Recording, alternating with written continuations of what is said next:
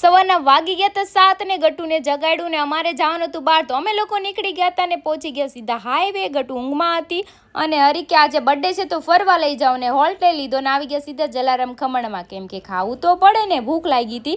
અને ગટુએ જલેબી ખાઈ લીધી ને ત્યાંથી પણ પાછા નીકળી ગયા. અને હાઈવેના રસ્તા છે ને વરસાદના કારણે બહુ જ ખરાબ થઈ ગયા હતા અને અમારું લોકેશન આવી ગયું હતું સીધું દમણ. આમ લાગે કે અમારા ઘર જેવું છે. Daman is my favourite place. અને બધો સામાન અમે ડેકીમાંથી કાઢીને રૂમમાં મૂકી દીધો હતો. ગટુ જો ક્યાં ઝાડ ઉપર ચડીને બેઠું હતું.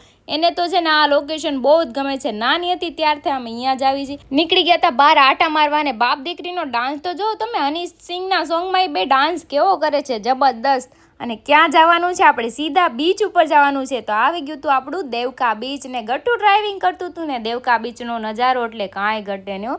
અને ગટુને એટલી અહીંયા મોજ પડી છે કે તમે વાત જાવ દો. લોકેશન ને આજે પાણી પણ અમારો સાથ દે છે. હરીનો બર્થડે આજે એકદમ સક્સેસફુલ ગયો અને મજા કરી. ગટુ જો કેવું બીચ ઉપર જોવે છે ને અમે ફોટો શૂટ કરતા હતા તો દોડીને ત્યાં જ આવતી હતી કે મમ્મા એ કે મને ફોટો પાડવો છે. તો તમે પણ જાજો તમારી ફેમિલી સાથે તમારો બર્થડે સેલિબ્રેટ કરવા દમણ. ને ગટુ રહ્યો બાબા રામદેવની જેમ ત્યાં કસરત કરતું હતું તો પાણી તો કાંઈ ઘટે નહીં. આમ જોતું ખરી કેટલું મસ્ત પાણી હતું. અને નાની દીકરી બે જો કેવા મસ્ત મજાના આટા મારે છે બીચ ઉપર. અને મારું દિલ તો ગાર્ડન થઈ ગયું. ફૂલ વ્લોગ જોઈ તો મારી ચેનલમાં આવી ગયો છે.